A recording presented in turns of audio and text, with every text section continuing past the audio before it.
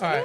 Concept number 2 of being a man. I love Adam. Number 1, being a provider. Number 2, being a protector. On your Instagram, you had recently done a boxing match in Romania with the match was in Prague. Okay, in Prague. I apologize.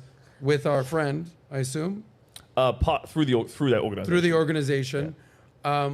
What was it like whooping someone's ass in the ring? I saw the picture of you like that.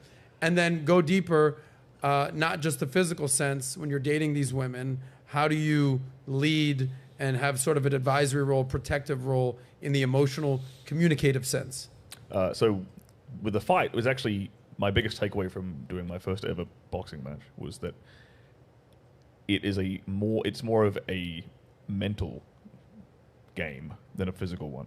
Because at least for me, I was like the 19th out of 20 fights for that night, so I had to wait like 6 hours all day in the backstage waiting for it. And I'm very, very grateful that I had that experience because in going last, because I had to sit there for 6 hours and control my emotions, keep my nerves down, stay focused, remember the game plan, don't let my emotions take control of me, because I was watching every other fighter and there was a bunch of dudes who let their emotions control them and they ended up losing.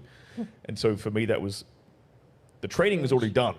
Like the 8 weeks fight camp, cool. That was the easy part.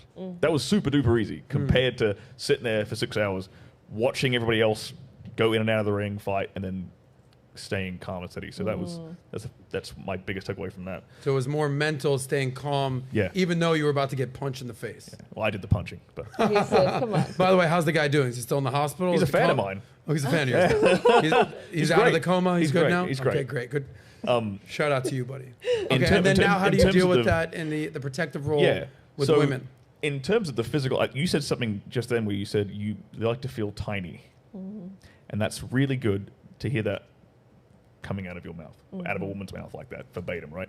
Because one of the things I teach men in the bedroom is that by being a dominant lover in the bedroom, by being the kind of guy who can manhandle a woman, obviously consensually, obviously knows what he's doing, right?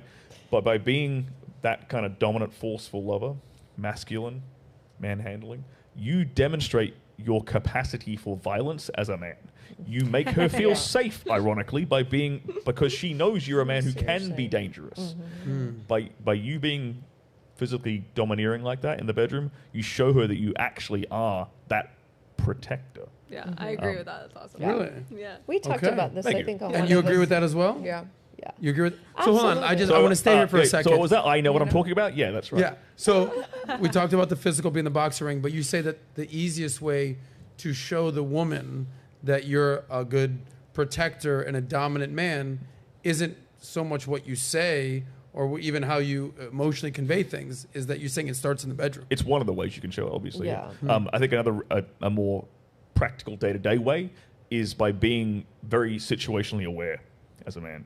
You need to have situational awareness. You need to be, okay, there's a bunch of guys on that side of the road who look a bit shady. We're going to walk on this side, baby. Correct. Like taking that lead and being... Like when a guy pushes you to the side of the road, like you're like Or walking and he's even like... more simple, like if I go out on a date with a guy and he does not sit facing the door, I will find a reason to leave. Yeah, I never said... Or I do not have my back to Yes. this. I will never talk to him again. Yeah. I fully Never agree talk that to him if again. you're going to sit down, you tell your, hey, sit here. I'm going to sit here. So many You guys need to are direct clueless. them. And also, I remember a buddy taught me this. I think I was like in college. He goes, you're always the one that walks closest to the road when you're on the sidewalk. Yeah. Yeah. The woman walks on the inside. She should walk on the left side because she's by your heart. Ooh, that's why Janelle's here.